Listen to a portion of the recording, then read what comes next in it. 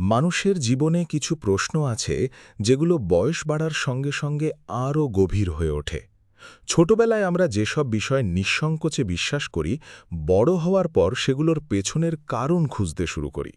কখনো কখনো সেই অনুসন্ধান আমাদের পরিচিত চিন্তার কাঠামোকেই বদলে দেয়। আমার কাছে এমনই একটি প্রশ্ন ছিল, যদি সর্বশক্তিমান স্রষ্টা সবকিছুর নিয়ন্ত্রক হন, তাহলে পৃথিবীতে মন্দের অস্তিত্ব কেন? শয়তানকে কেন সৃষ্টি করা হলো? আর যদি শয়তান মানুষকে পথভ্রষ্ট করে, তাহলে শয়তান নিজে পথভ্রষ্ট হলো কিভাবে? আমি কোনো ধর্মীয় ফতোয়া বা চূড়ান্ত সত্য দাবি করছি না, বরং দীর্ঘদিনের চিন্তা, পাঠ এবং বিভিন্ন দার্শনিক আলোচনার মাধ্যমে নিজের মধ্যে যে উপলব্ধি তৈরি হয়েছে, সেটাই এখানে তুলে ধরছি। আমার কাছে মনে হয়, মানুষকে বোঝার জন্য প্রথমে আমাদের স্বাধীন ইচ্ছার ধারণাটি বুঝতে হবে। ধরা যাক, এমন কিছু সত্তা আছে যারা শুধুই আদেশ পালন করে, তাদের ভুল করার সুযোগ নেই, বিদ্রোহ করারও সুযোগ নেই। আবার এমন কিছু সত্তা আছে যাদের ইচ্ছা শক্তি আছে, কিন্তু আবেগ ও প্রবৃত্তির দ্বারা সহজেই প্রভাবিত হয়। মানুষকে আমি এই দুই প্রান্তের মাঝামাঝি একটি বিস্ময়কর সৃষ্টি হিসেবে দেখি। মানুষের মধ্যে আছে যুক্তি, কল্পনা, অনুভূতি, সৃজনশীলতা এবং সিদ্ধান্ত গ্রহণের ক্ষমতা। সে যেমন ভালোবাসতে পারে, তেমনি ঘৃণাও করতে পারে। সে যেমন সৃষ্টি করতে পারে, তেমনি ধ্বংসও করতে পারে।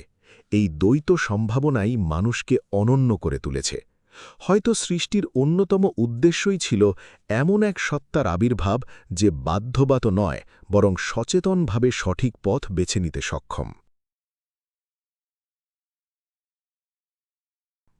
আমরা অনেক সময় ইবাদতকে শুধুই কিছু ধর্মীয় আচার অনুষ্ঠানের মধ্যে সীমাবদ্ধ করে ফেলি, কিন্তু আমি বিষয়টিকে একটু ভিন্নভাবে দেখি। যদি মহাবিশ্বের অসীমতার মধ্যে মানুষকে একটি ক্ষুদ্র বিন্দু হিসেবে ধরা হয়, তাহলে ইবাদত হল সেই বিন্দুর নিজের উৎসের সঙ্গে সংযোগ স্থাপনের চেষ্টা। একটি নদী যতক্ষণ উৎসের সঙ্গে সংযুক্ত থাকে, ততক্ষণ তার প্রবাহ থাকে। বিচ্ছিন্ন হয়ে গেলে সে শুকিয়ে যায়। আমার কাছে ইবাদতও অনেকটা তেমন। এটি কোনো মহাজাগতিক সত্তার প্রশংসা অর্জনের মাধ্যম নয়, বরং মানুষের মন, বিবেক ও আত্মাকে ভারসাম্যে রাখার একটি প্রক্রিয়া।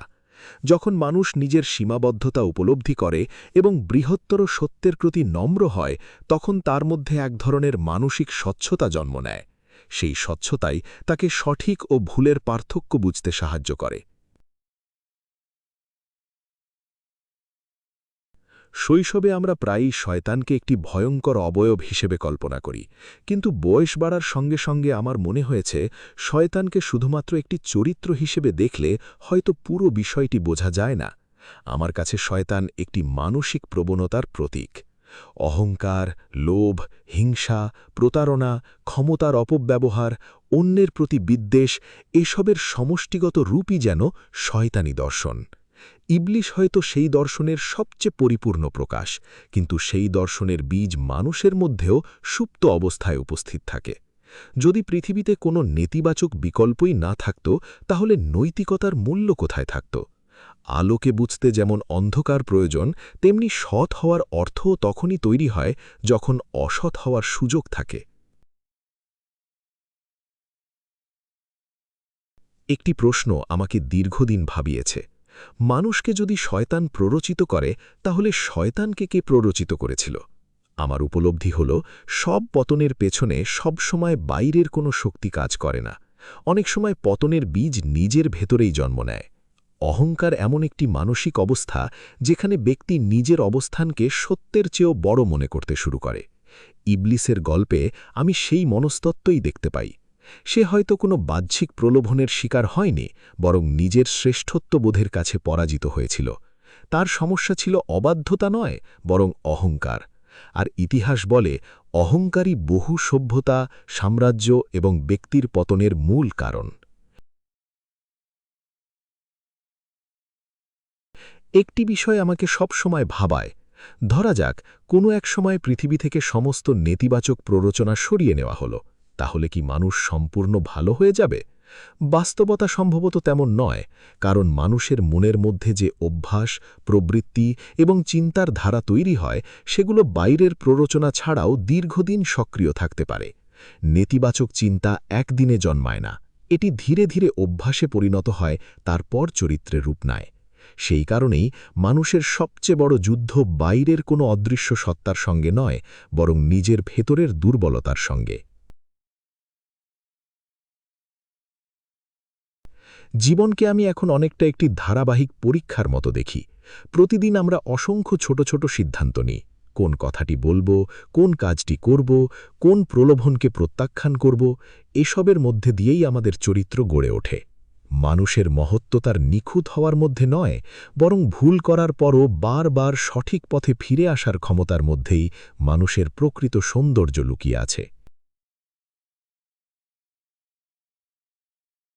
এই দীর্ঘ চিন্তার যাত্রায় আমি কয়েকটি অভ্যাসকে কার্যকর বলে মনে করেছি। আত্মসমালোচনা, প্রতিদিন কয়েক মিনিট সময় নিয়ে নিজের কাজগুলো মূল্যায়ন করা, ট্রিগার শনাক্ত করা, কোন পরিস্থিতি আমাকে নেতিবাচক সিদ্ধান্তের দিকে ঠেলে দেয় তা বুঝে রাখা, ক্ষুদ্র ভালো কাজ, প্রতিদিন অন্তত একটি ভালো কাজ করার চেষ্টা করা, পরিবেশ নির্বাচন, ইতিবাচক মানুষ এবং চিন্তার সংস্পর্শে থাকা, ভুল থেকে ফিরে আসা, ব্যর্থতা বা পাপকে স্থায়ী পরিচয় না বানিয়ে নতুনভাবে শুরু করা, মানসিক ভাষা বদলানো, আমি পারব না এর পরিবর্তে আমি শিখছি এই দৃষ্টিভঙ্গি গ্রহণ করা। আমার কাছে জীবনকে বোঝার সবচেয়ে সুন্দর উপায় হল এটিকে একটি অন্তর্দ্বন্দ্বের যাত্রা হিসেবে দেখা। এই যাত্রায় শয়তান শুধু কোনো বাহ্যিক চরিত্র নয়, এটি মানুষের ভেতরে জন্ম নেওয়া সেই প্রবণতার নাম যা তাকে নিজের শ্রেষ্ঠ সংস্করণ থেকে দূরে সরিয়ে দেয়। আর সৎপথ শুধু কিছু নিয়মের সমষ্টি নয়, এটি প্রতিদিন সচেতনভাবে নিজেকে আরও মানবিক, আরও জ্ঞানী এবং আরও নম্র করে তোলার প্রচেষ্টা। হয়তো জীবনের সবচেয়ে বড় বিজয় পৃথিবী জয় করা নয়, হয়তো সবচেয়ে বড় বিজয় নিজের অহংকার, লোভ এবং অন্ধকারকে জয় করে নিজের ভেতরের আলোকে বাঁচিয়ে রাখা।